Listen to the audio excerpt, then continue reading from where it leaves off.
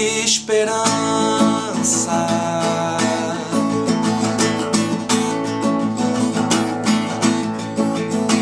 Não há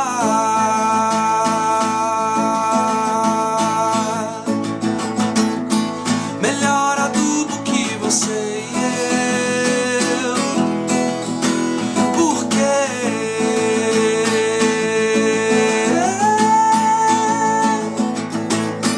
todo esse medo de envelhecer, se dentro de você um rio quer brotar, façamos desse jardim o nosso lar. Você precisa de água, nós precisamos de água. 2 copos cheios de água da cachoeira de Já.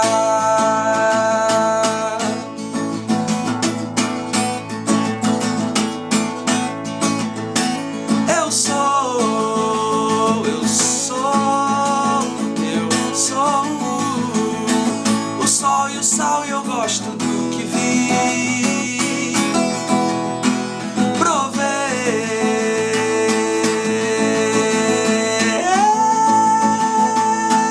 da água doce que banhou meu ser, só pra chegar aqui e te dizer: eu sei, todo mundo quer ser feliz, mas ninguém quer escolher. Lararara, lara, lara, lararara, lara, lararara, lara,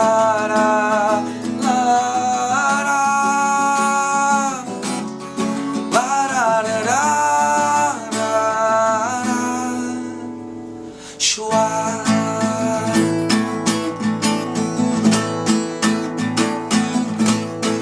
Você precisa de água, nós precisamos de água. 2 copos cheios de água da cachoeira de Já. Você precisa de água, nós precisamos de água. 2 copos cheios de água da cachoeira, da chuva e do mar. Você precisa de água, nós precisamos de água. 2 copos cheios de água pro nosso jardim brotar.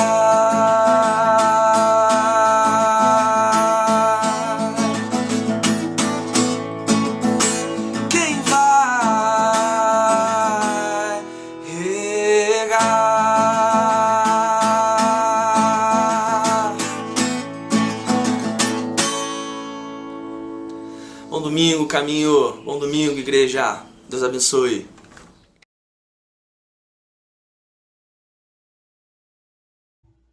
Olá, eu queria dividir um texto das Sagradas Escrituras para você. Está lá numa epístola do apóstolo Paulo aos irmãos e irmãs lá em Roma.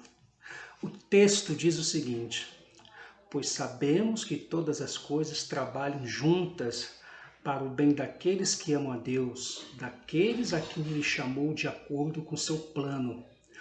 Porque aqueles que já tinham sido escolhidos por Deus, Ele também separou a fim de se tornarem parecidos com seu Filho. Ele fez isso para que o Filho fosse o primeiro entre muitos irmãos. Assim Deus chamou os que havia separado. Não somente os chamou, mas também os aceitou. E não somente os aceitou, mas também repartiu a sua glória com eles. Essa mesma versão que eu tenho aqui em mãos, eu gostaria de ler agora numa outra versão, que é uma versão que pode se tornar um pouco mais clara, que diz também que, pois sabemos que Deus age em todas as coisas para o bem daqueles que o amam, dos que foram chamados de acordo com o seu propósito, pois aqueles que de antemão conheceu também os predestinou para serem conforme a imagem do seu Filho, a fim de que ele seja o primogênito entre muitos irmãos. E aos que predestinou, também o chamou, e aos que chamou, também justificou, e aos que justificou, também glorificou. Que texto belo, da autoria do Paulo de Tarso. A Bíblia é um texto polissêmico, logo possui diversos sentidos, significados. O livro, o texto, pode ser lido por diferentes pessoas, em várias circunstâncias, períodos da história e da cultura. Logo, sempre surgirá uma nova perspectiva, compreensão e interpretação do texto lido, das narrativas lidas. A Bíblia é um livro cujos escritos originais estão perdidos no tempo. Tudo que temos em mãos é a cópia da cópia da cópia. Há sempre mais de uma possível leitura e interpretação de um texto. Esse que eu acabei de ler, por exemplo, ele pode ter inúmeros significados, dependendo do lugar onde você está, do seu contexto, das suas relações, daquilo que faz sentido ou não para você, daquilo que lhe atravessa, de tal forma que é quase que impossível o mesmo texto dialogar com pessoas diferentes, em culturas diferentes, em grupos étnicos diferentes, e terem todos esses grupos, marcados por diversas pluralidades, a mesma conclusão daquilo que o texto está propondo. Logo, você e eu somos as nossas circunstâncias, e essas circunstâncias nos ajudam a ler o texto, cada um de uma forma singular, própria, sui generis, muitas vezes até particular, sim, particular. O melhor exemplo disso é esse texto que nós temos aqui em mãos, de Romanos 8, verso 28 ao 30.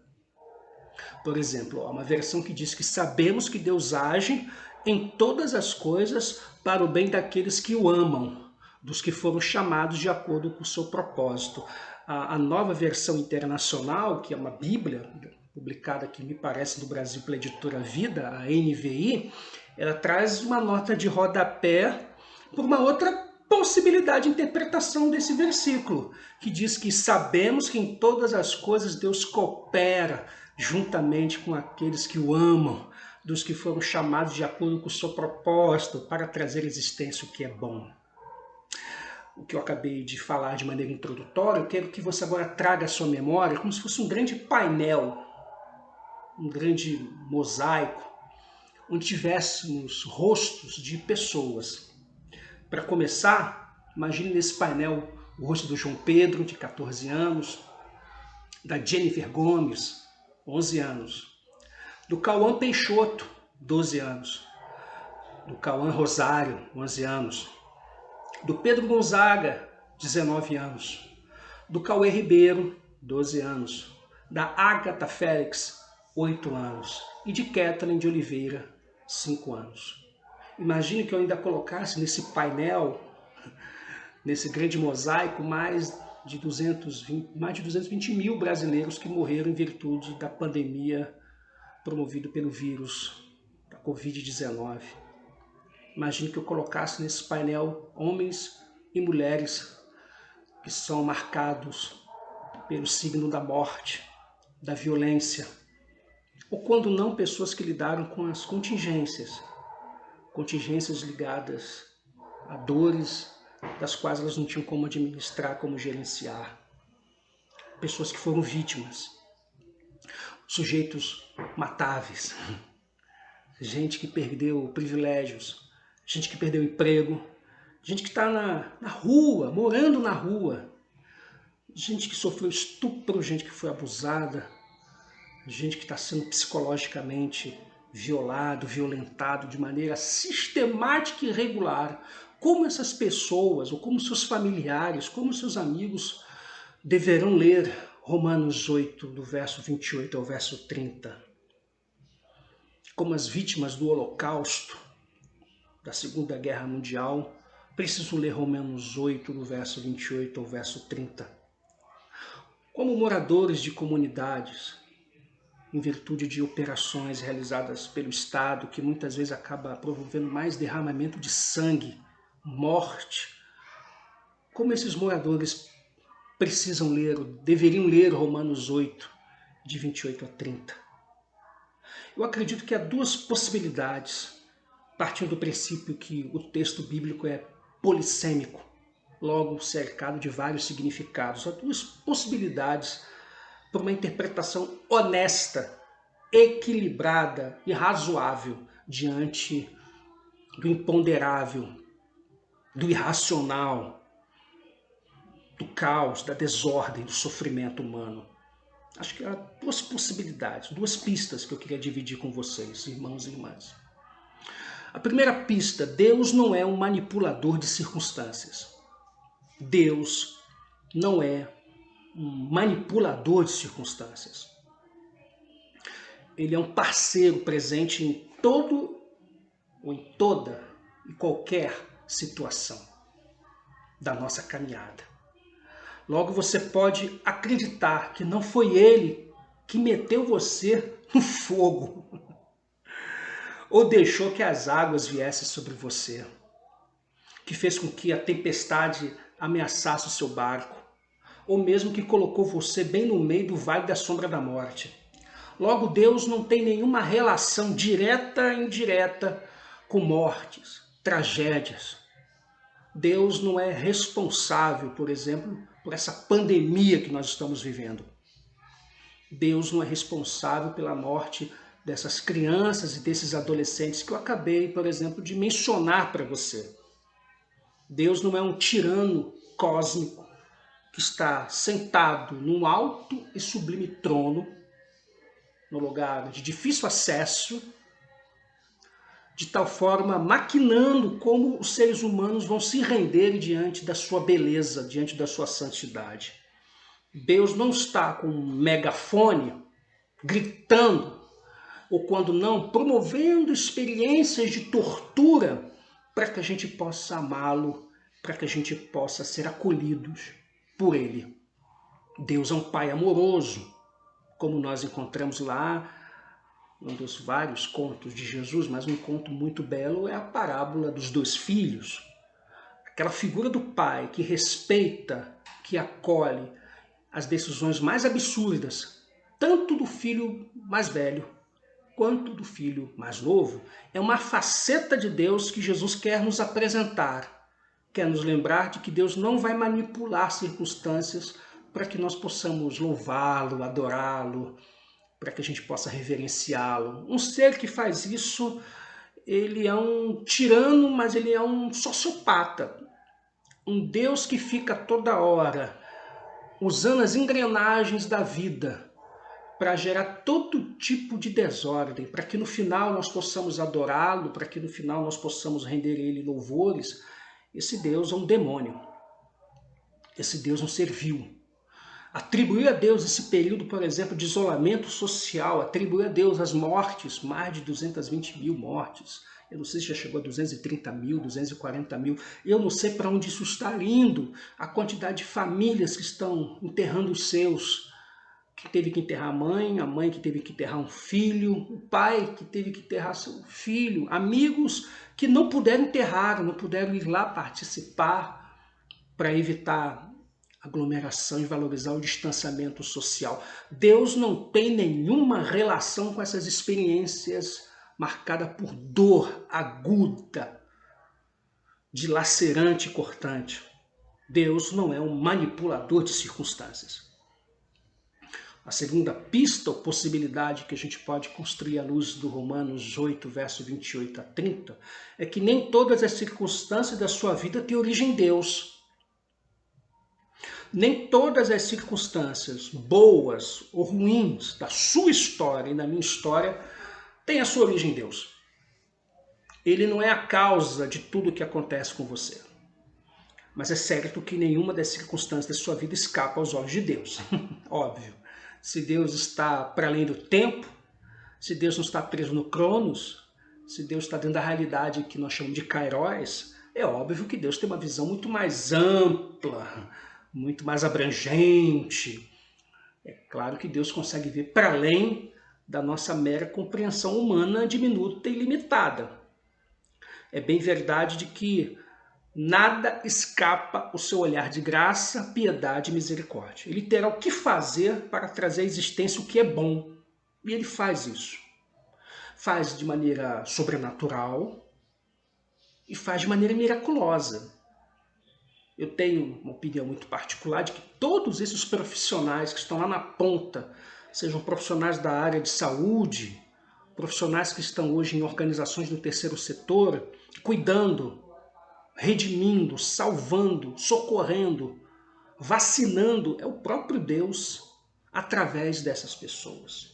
É o próprio Deus que se manifesta, ou melhor, essas pessoas estão em sintonia com o que Deus sempre fez, que é promover vida.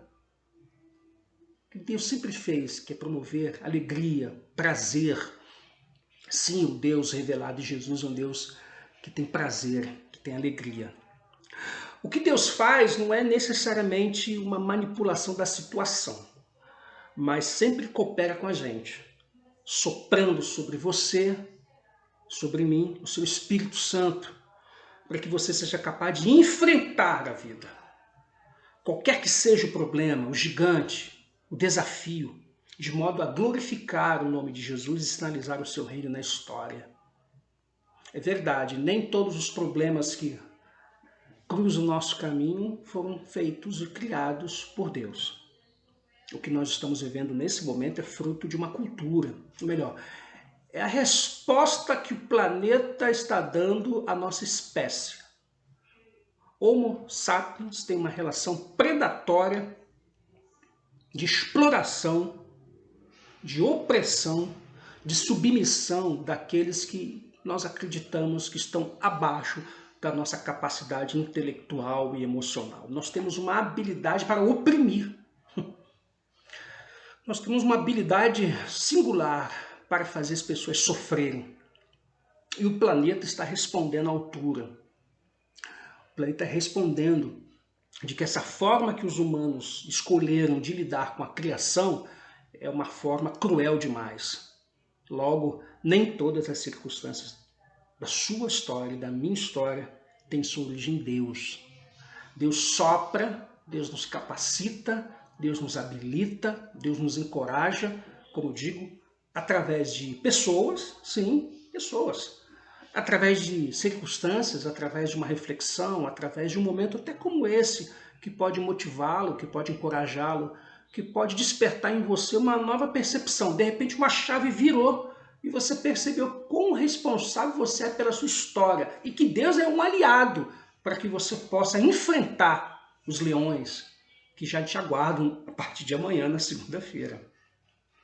Eu quero concluir para aqueles que têm uma visão fatalista, determinista da história e da vida, né?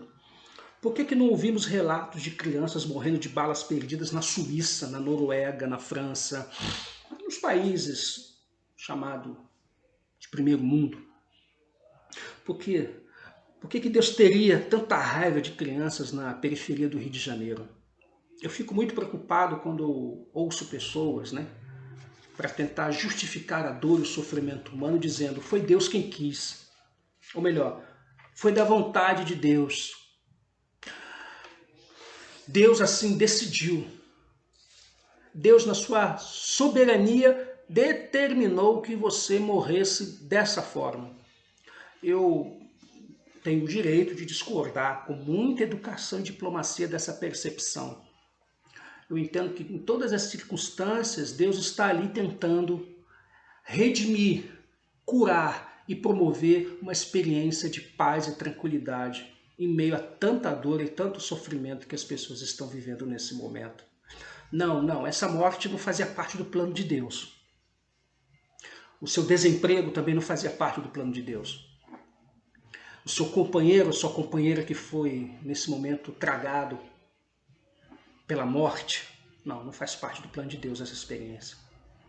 Sabemos que Deus está, neste momento, com você. Porque o Deus revelado em Jesus não está acima de nós. Ele está em nós, a partir de nós, apesar de nós, tentando promover cura, restauração. E, acima de tudo, nos ajudar a superar essas tragédias.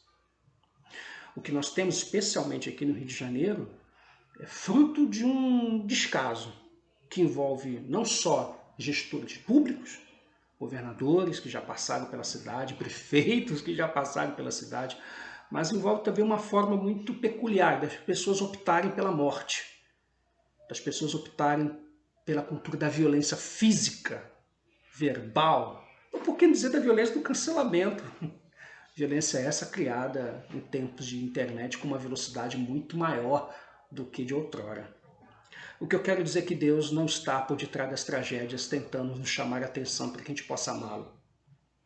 Deus está no meio dessas tragédias conosco, emprestando o seu ombro, o seu abraço, para dizer para nós, filho e filha, nós estamos juntos e juntos nós vamos atravessar esse vale. Que Deus abençoe você, meu irmão e minha irmã. Graça e paz.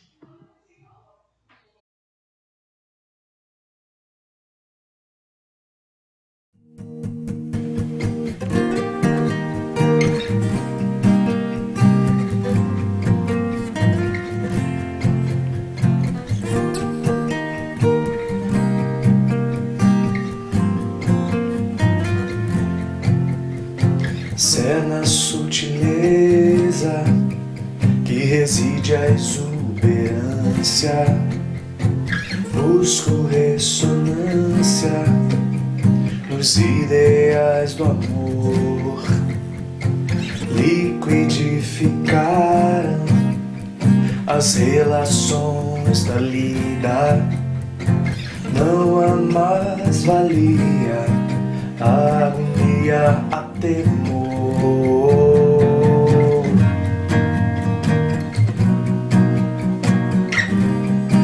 Quem de pé ficará, se a luta acomodar. Diga quem nos dirá.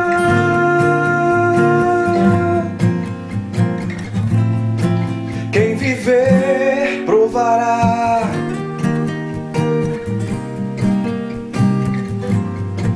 Nossa emancipação.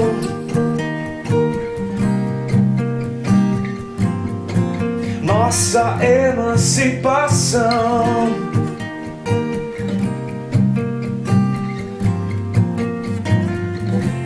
Parece que enferrujou a bala perdida que me alcança, a ferradura que me calça, alça, a lança tranca, a resistência necessária, oxidou. A ponte, a fonte, a chance de fundir o que rachou e difundir para gerações. A demanda do mundo é amar.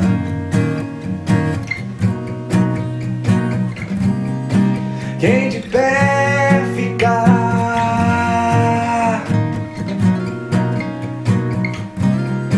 se a luta acomodar.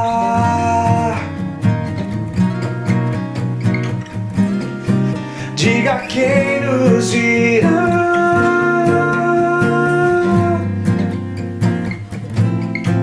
Quem viver provará. Nossa emancipação. Nossa emancipação.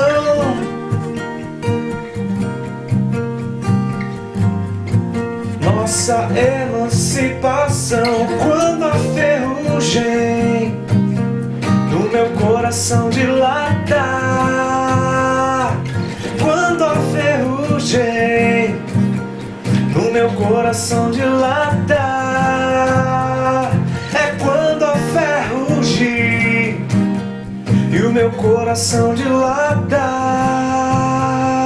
É quando a ferrugem e o meu coração dilata.